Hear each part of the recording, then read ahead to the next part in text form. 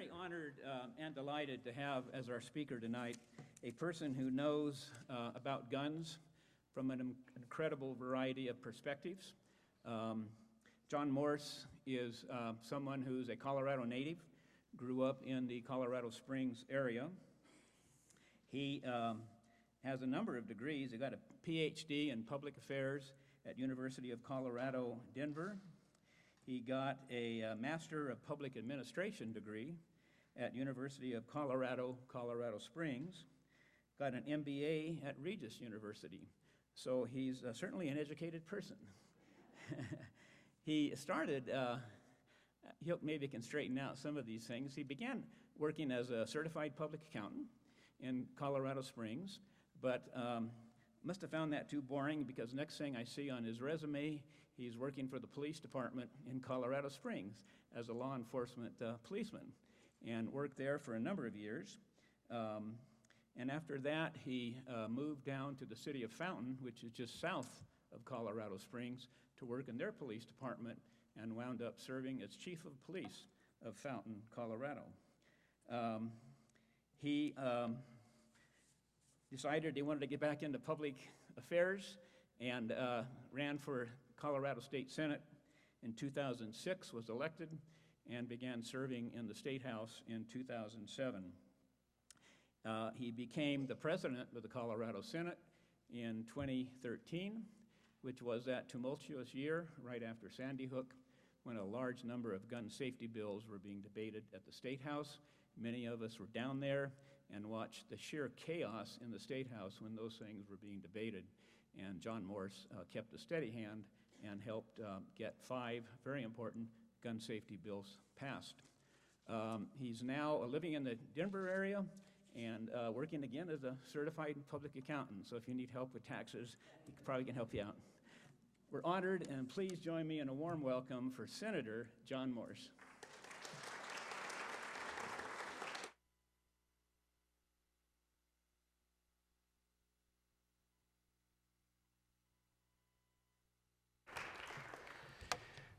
Thank you very much.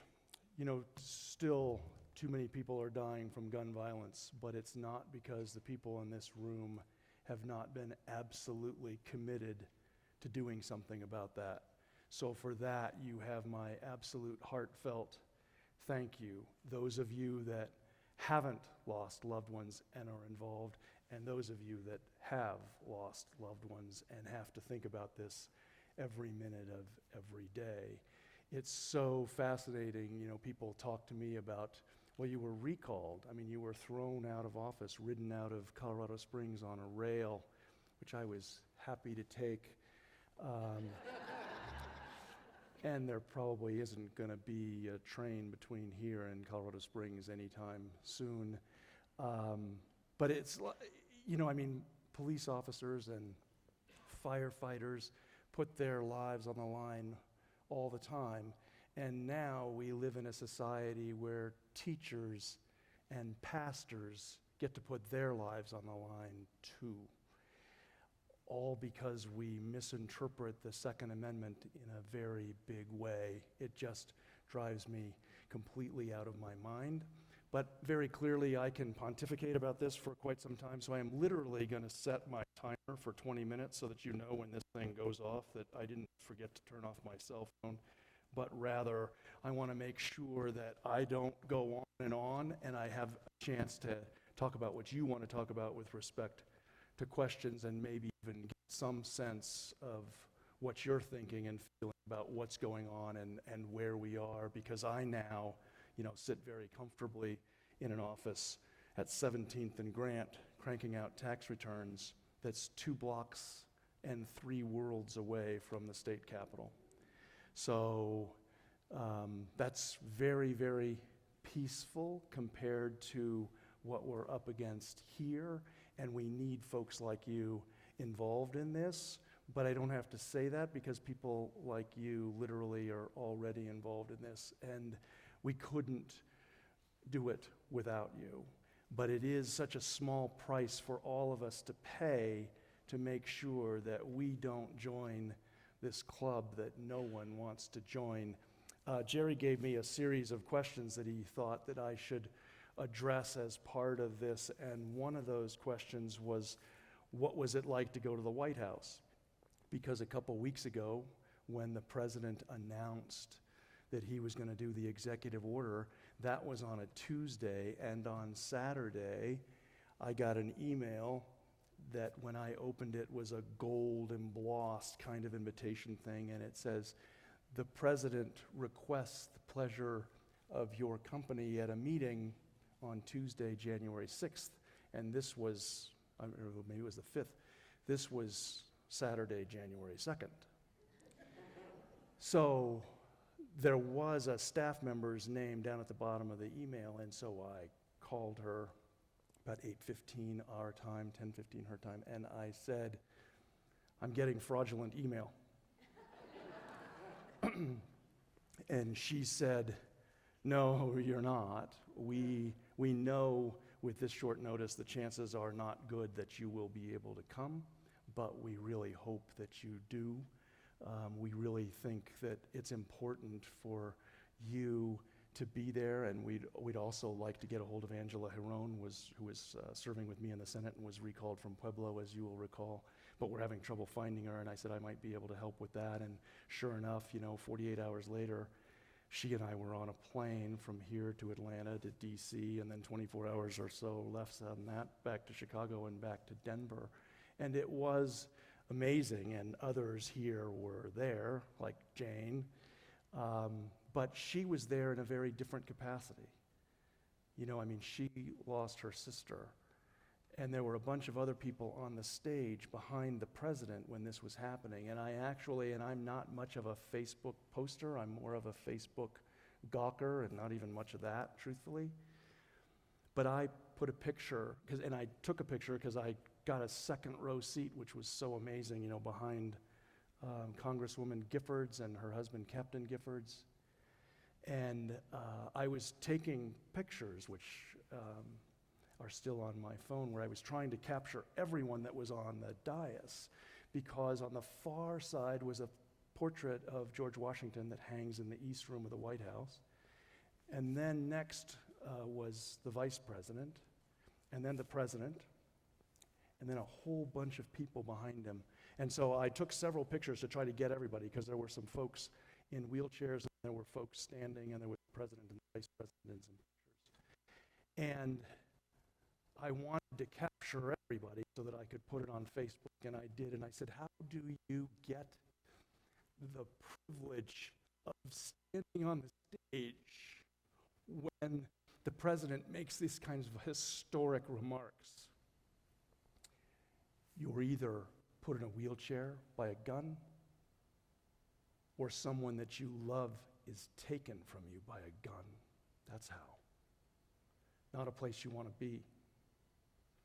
And then I said in the same post, how do you sit in the second row and look at those people and not shed a tear? And then I said, you don't. And then, of course, the president spoke, and he was introduced by one of the fathers of one of the children that was murdered at Sandy Hook. And I think one of the things that gets lost in the translation, they were murdered with an AR-15 military-style assault weapon, the civilian version of it, high-powered rifle, 223 rounds, about that big. Each of those children was shot at least 3 times. Some of them were shot 11 times, close range. So the president, of course, is talking about this after having the father introduce him. And as you will recall, he shed tears too, and I whipped out my phone because I knew that was a moment in history that America didn't want to forget about, and I certainly didn't want to forget about it. And then afterwards, to hear the people talk about how that was fake. It's like, people don't even deserve to breathe the same air the rest of us breathe. There was nothing fake about that. It is so hard to do this. And for those of us that haven't suffered that loss, to be, thank you for everything that you've done. Are you kidding? I haven't done anything. It's the Tom Mausers and the Jane Green Dohertys and the Eileen Karens that have done. I mean, they work at this all day, every day, and have to think of this every minute of every day. And so the rest of us get the privilege of trying to help our fellow Americans understand that the Second Amendment actually talks about a militia. But the Supreme Court took the first 5 or 6 words. The folks on the Supreme Court that believe in the original interpretation of the Supreme Court, they took the first 5 words, said they don't count. They didn't actually write those. And then they went on to say what the amendment means is you can have a handgun in your home to defend yourself. And somehow we've allowed that to morph into you can walk down the street with an AR-15. And if you start shooting people, at that point, the police will respond. When I was a police officer in Colorado Springs in the 90s, in about 1997, we got AR-15s for the police department because there had been a robbery somewhere in California where the bad guys had AR-15s and the cops were literally outgunned. I mean, they had their handguns and the bad guys were able to hold them off from a ways away because they had long rifles that are much more accurate to much further away. So police departments need to start getting these weapons as well. And so we got them, but we put them in the sergeant's vehicles. And generally in Colorado Springs, we've got 3 area commands, and so there's probably 20 cops on each shift, and some of the shifts overlay, so there might be 30 cops on the street at a time, although generally not in that particular area command times the 3 area commands. And then there would be 3 sergeants in each of those area commands, generally. So we would have 9 of these guns on the street. Only the sergeants had them, and I happened to be one at the time. So we were trained on them, and we qualified with them, and we had to be as good with them as we were with our handguns. But we were required in 1997 in the Colorado Springs Police Department to write a memo every time we took that gun out of the car, unless we were qualifying with it. Right after Thanksgiving, a man walks down the street, Colorado Springs, carrying that same gun, and folks call the police and say, "Hey," and the police say, "It's not a crime, so we're not going to respond." A few minutes later, they called back and said, "Oh yeah, now there are people that are shot. Will you come now?" And they came, and I'll bet you they did an outstanding investigation now that the suspect is deceased and there are 3 people deceased. How did we get from, you got to write a memo every time you take that gun out of the car in the same police department, to now where, yeah, you can walk down the middle of the street carrying that gun, and that's not a matter that the police will respond to. And it's true that it's illegal, but that doesn't mean it's not something you ought to take the time to say, "Hey, what's going on?" I mean, I can remember as a police officer, I responded to a couple of those calls where somebody's walking down the street carrying a rifle. First thing I did, as politely as I could when I got into the area, was pick up the microphone and say, "Sir, would you please turn around, face the other direction, put the gun on the ground, put your hands in the air. Now would you take a few steps back towards me, back towards my voice? Thank you. Now would you get on the ground and lay on the ground with your arms stretched out and your feet stretched out, and I will be right with you." And by right with you, I meant I would come, jump gently, but still jump on your back, grab your 2 hands, handcuff you, and then say, "Okay, sorry, but for my safety and yours, I needed to secure you here a little bit while I figure out what's going on with the gun." "Well, I'm going to the pawn shop down the street." "Okay, and I don't have any bullets. I don't have any in the gun. I don't have any on me." "Okay. Thank you for your cooperation. Let me put the gun in the trunk of my car, you in my back seat, and I'll give you a ride to the pawn shop." Problem solved, nobody's rights denied, the gun still gets sold. But we investigate to figure out, what if that wasn't what he was doing? Because, I mean, walking like this with a gun to walking like this with a gun takes less time than I'm making it take, for crying out loud. But this is where we've come.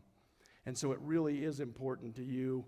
And Jerry had a bunch of other questions like, what's going on now with the legislature and what's going to happen? And I have to tell you that I am extremely proud of what we accomplished in 2013. Not saying that it was easy, but it was the right thing to do, which made it easy, and I didn't have to get shot. I don't have somebody in my family that was destroyed by gun violence.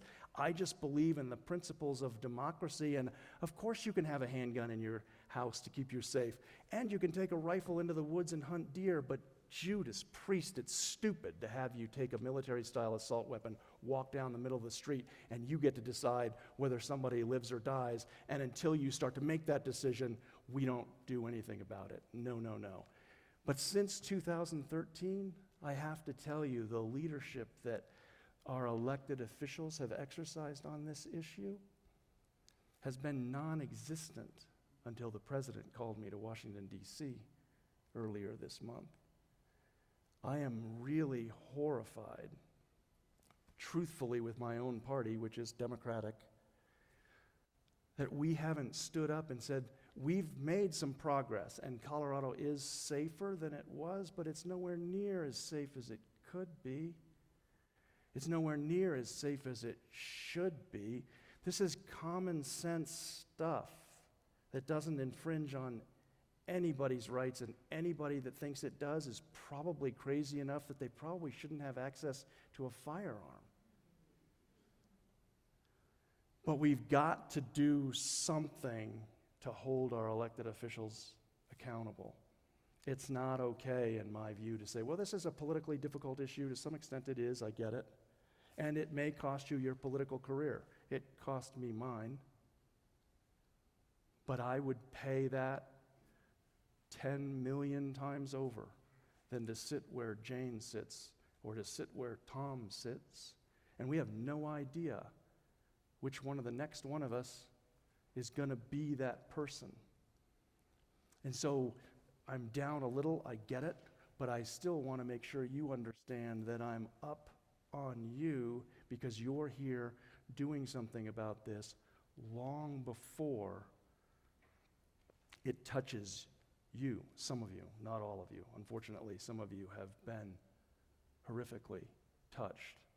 But we've got to exercise leadership on this issue. You know, the president has done so. You know, let's keep going. I mean, just about everything the president did, truthfully, we did in 2013. I mean, 3 more years. How many thousands more people have died?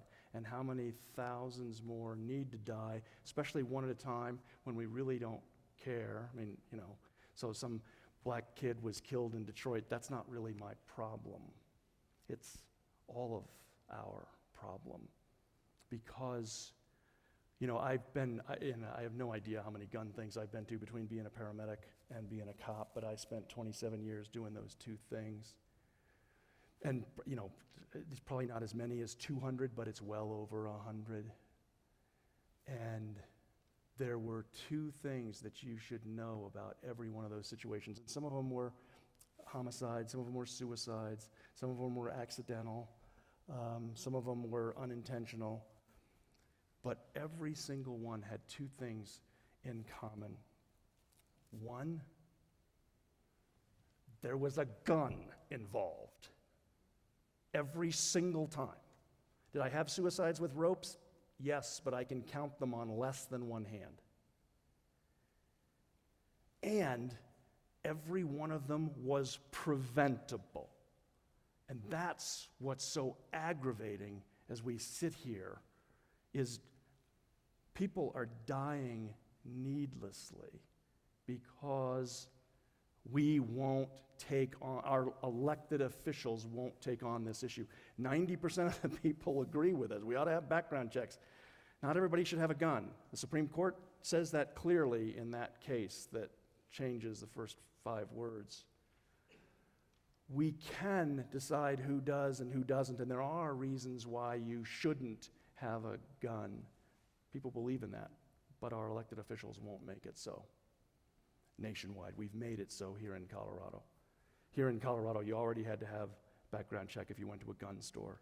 And after Columbine, you had to have a background check after you went to if you went to a gun show, if you bought a gun at a gun show. That was 2000, we passed that. After 1999, when that happened in April, the legislature didn't do anything, even though it was still in session for another 3 weeks.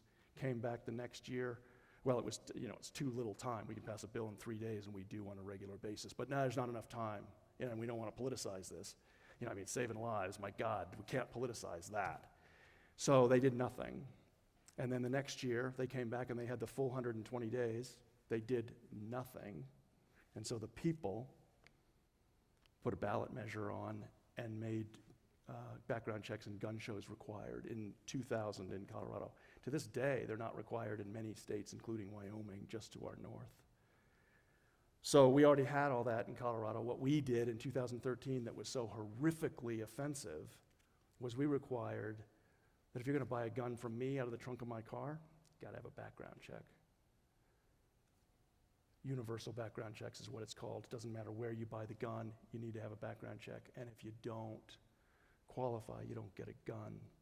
That's what the president is doing now. The thing he hasn't done that still needs to be done is limit the number of rounds in a magazine. We started with 10. One of the Democrats in the House made a deal to try to get Magpul to be not as viciously opposed to this as they were, to take it to 15. They were still viciously opposed. The House Speaker made it very clear to me that if you try to take it back to 10, the whole bill is going to fail, and so, 15 is better than none. But to this day, I can't tell you if it's going to be a year from now, or 5 years from now, or 50 years from now, but there are going to be 5 people shot that didn't need to be shot because we limited it to 15 and not 10. As a cop in Colorado Springs, I had 14 rounds in my magazine, and I was paid to go in and confront danger, not to just be able to defend myself from it. Certainly, I had 2 more magazines on my belt, but 15 rounds is plenty, 10 is plenty. Usually 1 is more than you need in a lifetime. So all of this is going to be tough, but it's people like you demanding, truthfully, leadership from our folks. If you can't support this kind of thing, then okay, I can't support you. Doesn't mean I'm going to support the other guy, because he may be really on the bad side of this issue. But I actually, what I have to worry about, like the 15-round magazine, because keep in mind what was recalled in 2013 was me and Angela, not the laws. They're on the books to this day. But I do have to worry each year, is there going to be some weak-kneed Democrat that's more interested in their own political career than they are in public safety and public service that's going to vote with the Republicans to take that magazine limit from 15 to either 30 or eliminate it completely? How offensive is that? And I think we have to be really clear and really careful to make darn sure they know that cannot happen, that will not be allowed. Your lack of leadership is already a huge problem, but if you do something like that, it needs to be an even bigger problem. We need to hold those people really accountable so that they know that you can't do that. We've got to change the culture in this country to where if you're not on our side, your political job is at risk, not the other way around, because 90% of the people agree with us, but 100% of our elected officials won't do the right thing, whether it's here in Colorado, in my hometown of Colorado Springs, or even in the nation. So one of Jerry's questions was, what's going to happen this year, and what should we do, and why should we be involved when it's as hard as it is?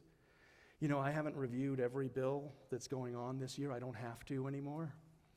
But I don't know of any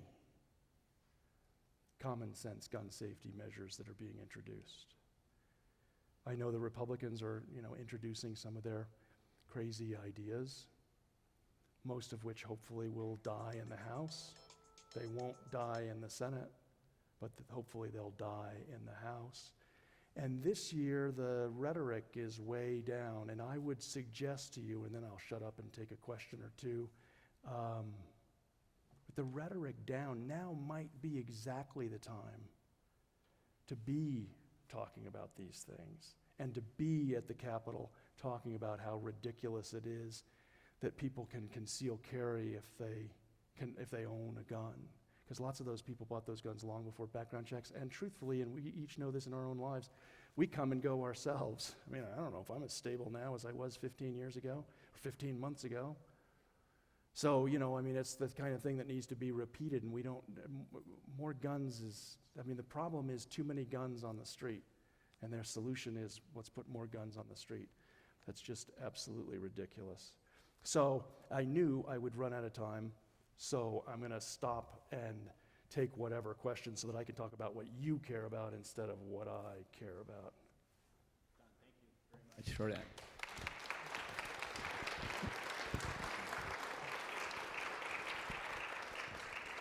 We do have about 20 minutes or so for questions, so if you'd raise your hand, and if we can't hear you, I'll try to repeat it, but let us know what you'd like to hear from John. And no question is out of bounds. I mean, one of the things Jerry, one of his questions, or one of the things on the list was to talk about the recall, which I really didn't do. If you're comfortable, it's like, good grief. I couldn't be prouder. So anything you want to ask is fine. Don't worry about it. Well, you know, I think the Utah governorship is coming open pretty soon. Do you have an appetite for public office again? Do I have an appetite for public office? Okay, maybe I wasn't clear on which questions are inbounds and which questions are out of bounds. You know, and obviously, I mean, that's a fair question, and it's tough from the standpoint that I actually know what public office is. You know, and what it really takes, and the fundraising that's involved, and the dark money that's involved, and all of that. And so that really does give me pause, number one. And number two, you know, the gun issue obviously is near and dear to my heart and near and dear to your heart, but I don't know that it's actually near and dear enough to enough people's hearts to where I win. And why run and not win? But at the same time, there's a huge vacuum in leadership. I mean, we accomplished a great deal in 2013, not just on guns. I mean, guns was almost an afterthought, an incredibly important, controversial afterthought, but an afterthought nonetheless. I mean, we made it easier to vote. We passed civil unions. We imposed renewable energy standards throughout the state, and not just on the urban areas, but on the rural areas as well. I mean, it was an amazing session that we did an awful lot, and seriously, since then, they haven't done a thing, and it drives me nuts. Like, come on, lead, follow, get the heck out of the way. If you're going to get the heck out of the way, what the heck did you run for? What are you doing there? So, you know, I mean, I do, you know, I mean, my mirror, my windshield, if it could talk, thank God it can't. But the frustration in me is high, and I understand that I have a duty and a responsibility, just as I'm trying to cajole you into being involved and doing what you can do, you know, and I certainly look in the mirror and say, well, you know, where's your place? And I don't see it, but it may materialize, and it doesn't have to materialize, you know, in the next 2 weeks, obviously. Thank you. Other questions from the audience? Over here, please.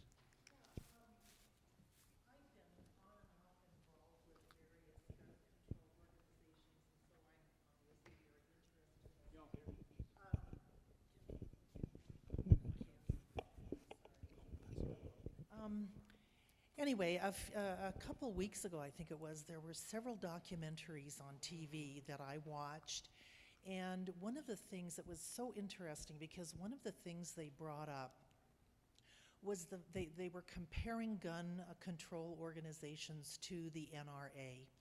And they mentioned that they thought that the reason the NRA has been able to do what they do is because they have made themselves a nationwide effort, and they have gotten all of these people together, and that is where their strength is, together with the, you know, the propaganda of fear is always a big issue. But I'd like to know, how do you feel about you know, making this thing more of a is there any effort that's going on to make this more of a national thing so that you can get the motivation there and you've got the people behind you to get something done?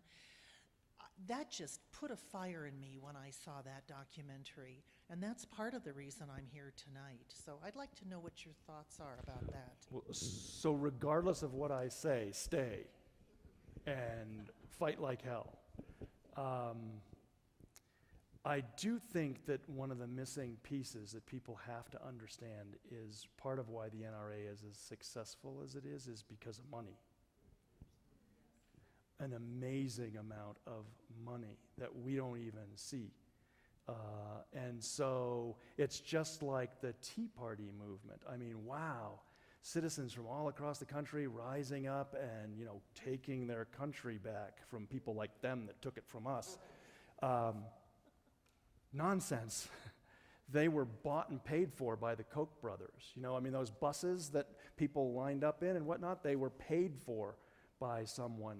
You know, so it's, and I think, though, that the gun movement, as fragmented as it is starting to sort of coalesce best it can, and that we're doing a really good job of actually doing the grassroots thing, because we don't have a lot of money, even though, you know, Michael Bloomberg committed $50 million, I think, to Moms Demand Action now is kind of the way that's happening. And, you know, yeah, great. But at the same time, we still need to do what we're doing, because the bureaucracy of a $50 million operation is daunting. You know, and I mean, and the Republicans, it was always so hilarious to me when this was all going on. You know, even the bills were passing in March and April, and then the recall going on. You know, well, this is all being funded by Michael Bloomberg. To this day, they believe I work for Michael Bloomberg right now. I mean, I've spent 45 seconds on the phone with him, and that was about 10 days after the recall. But he did contribute to the recall with 34 days before the recall election. You know, if we'd have had some of his support 3 or 4 months before, who knows what we could have done, but it was 3 or 4 weeks before. And so we have to still pull this together and work together just like this. You know, I mean, there's not a lot of money in this organization, in this room, and yet, you know, when we have a bill at the Capitol, I recognize faces from this room that show up every time to say, no, not on my watch, which is exactly what we need. So you're right, we need to do what you're talking about, and it would be great if we had the same money that the NRA does. And interestingly, Bloomberg News interviewed me 3 or 4 weeks ago now. The story that she was working on was that actually the Rocky Mountain gun owners has managed to raise more money and has now spent more money on political stuff than the NRA. And so, and that is one of our challenges. I mean, they are hugely passionate on their side, and we're sort of like, yeah, it would be nice to have background checks for everybody, but if we don't, I mean, we don't, it's not that big a deal, right? So whereas they're like, you know, no, somebody's taking my country when they take my Second Amendment right to walk down the street with this thing with bandanas worth of bullets and magazines. It's like, wow. I mean, so we've got to keep doing what we're doing, and it would be great to do what you're doing, but it takes money that comes with its own issues. And as we get farther in the agenda, we will have some strategies to suggest for all of us. So, yes, sir, Michael. Speaking of money and pressure that are being imposed from our opponent's side here, do you suppose that what would have happened at the legislature would have been a lot, that there were indeed people on the other side of the aisle who privately would have supported some of the bills that were being put forth, but in fact got a private dismissal and ultimately, of course, opposed the legislation? And so I try not to disparage Republicans any more than I have to. Sometimes I just do, just because I do.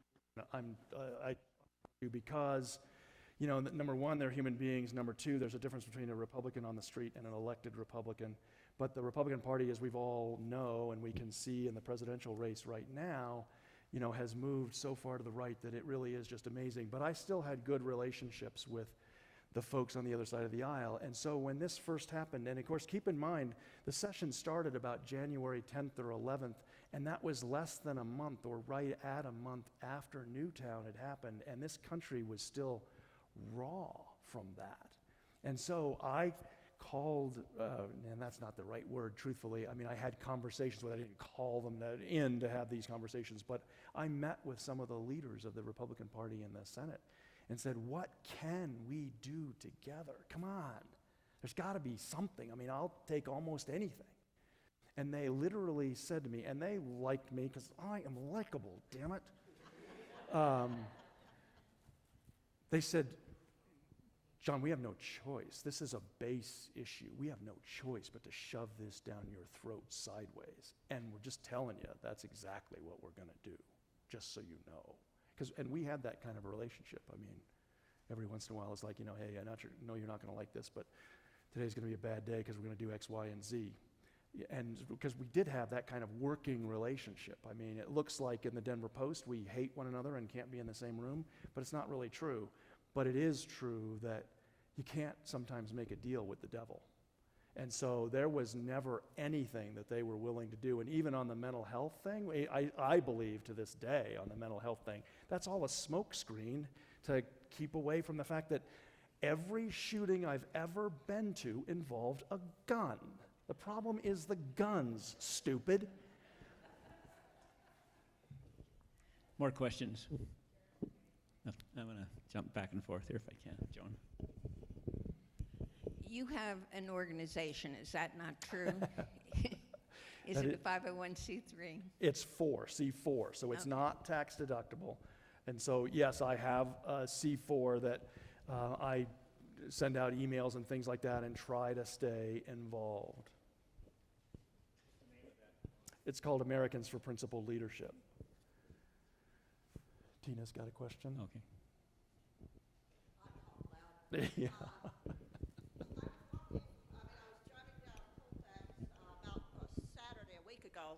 And there was about 1,000 young people, interested in Bernie Sanders' candidacy and so forth. What I'm concerned about is if their person doesn't get to be the selected lead of the Democratic Party, what are we going to do to get the young people to vote? Because my concern is that when President Obama was elected, he had great turnout, okay? But in 2014, there was only like 22% of young people who voted. And I know that you've told me that you got knocked out of the Senate by, 300 some odd votes? I mean, 300 people did that, and then, like you say, we've had a do-nothing thing for 3 years. So we really need to work on figuring out how to get the young people to vote. And since you're good buds now with President O, what's his game plan for getting the young people to vote? Yeah, God, if I could answer that question, I probably could run for public office. Because I do think, even though there are others that are much more strategic with those kinds of things, but I do think that we need to keep in mind 90% of the people are with us. We do have to figure out how do we get those people out to vote. Some of these folks we're not going to persuade. It's a waste of time. So that's not the trick. We just need more people on our side. No, we got plenty of people on our side. The trick is, how do we get them to vote? And as Democrats, we run into this every off-year election. The turnout just nosedives. And even when it's up, everybody's voting for the president, but it drops off so that by the time you get to the state Senate, there's more people voting in that election than in an off year, but not enough more. And so, I know the political strategists work on that all day, every day to try to figure out how do we get people to understand how important this is and do it. But we have not figured that out. And one of the things that we always say, we just need to educate people more. If they only knew what was going on, they'd be a whole lot more interested. We've been saying that for, 140 years that I know of. And so we got to come up with something interesting. And you're right, Obama in 2008 did it at a historical level. It's never been done like that ever. And even signing people up to vote and then actually getting them to vote, because usually voter registration drives aren't that helpful. Because if you're already even 22 or 23, much less 33, and you haven't registered to vote yet, chances are you're not going to be much of a voter. So, yeah, I don't know the answer to that question. Got about 5 more minutes, a couple more questions. Let me go to the back of the room, Jan.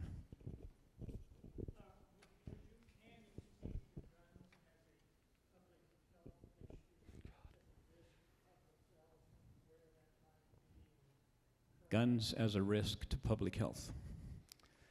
It's so fascinating when you really look at what's happened. We've passed all kinds of bills at all kinds of levels where we can't even study guns and gun violence. So that, well, I mean, maybe we should do something about that, but we don't have any data. Oh yeah, because we were smart enough 20 years ago to make sure you stopped getting data. But again, my anecdotal experience on the street, primarily as a cop, more so than as a paramedic, where I actually dug into things to figure out what was going on. One of the reasons that, I own a gun to this day, and I have a gun in my home for my own protection, as the Second Amendment allows me to do. And when I was a cop, they taught us every fight you get into is a gunfight, because you're bringing a gun to the fight. Doesn't mean you can use it legally, morally, or ethically every time. You might get to a point every time where you can, but when you start out the fight, it's a gunfight because you got to protect that gun that's on your hip. And so I just fervently believe and have seen where there is a gun right here, very close by, and so it's easy to just pick it up and do something that you're going to regret for the rest of your life, even if that's only another 3 seconds. But if you do it to somebody else, you'll regret it for a lot longer than that. And so it's absolutely a public health issue because, we all have good days and bad days. And putting together a rope and figuring out how to string it from the rafters is a heck of a lot more work than just picking up that gun and blowing your head off, which is exactly what people do. And I've seen it time after time after time that, we can't find any evidence to support the fact that they've been thinking about this for more than the 30 seconds it took them to go get the gun and do it. And so, and then so I'm taking it from that public health perspective, and then of course the other public health perspective, the cost of treating people and keeping people alive and supporting them with their new challenges disability-wise and whatnot after gun violence. This is a huge issue, but, and I remind myself of this constantly, so now I get to remind you of it, the facts are so clearly on our side. My God, it's not even close. But the reality is this is an emotional issue, and the emotions run absolutely contra to the facts. So me telling you, here are the facts. We just had a Jefferson County off-duty sheriff's deputy shot. And he managed to shoot one of the bad guys, which means he was armed. And we don't have all the facts yet, and we rarely get all the facts. I can tell you that from the outside, having been on the inside. Chances are, he's off-duty, armed. Somebody's trying to rob me. I'm going to take out my gat and put an end to this. How'd that go? Poorly. Very poorly. How does it go for all the people that the NRA is convincing, somebody comes to you with a gun, by God, you just pull out your gun and take care of things. The cops, there was a captain in California State Patrol that was talking to us at one point, Highway Patrol, talking to us about risk management and whatnot, and he said, in California, the California Highway Patrol, we do not shoot people. We shoot at people, which is so true. The average police shooting happens 4 to 11 feet. We hit the bad guy about a third of the time. And you're telling me that you would have sat in the back of the theater and got this guy 25 yards away. You're out of your mind. Those are the facts. But the emotion still is, when somebody grabs your purse and runs off with it, it's like, wow, if I'd have just had a gun here, I could have shot him and put an end to this. And I get it. What I don't get is, how do I connect those two so that we have the leadership in this country to make it a safer place and prevent every one of these preventable gun deaths? John, thank you. We are out of time for this part. How can people communicate with you after tonight if they care to? Is there an easy way? I'm sure they would like to. What would? And so my email address is, my old ones all still work, but the one now that I check the most is john@cpa morse.com. Okay. Please join me in thanking John for a wonderful description of the program. Thank you very much.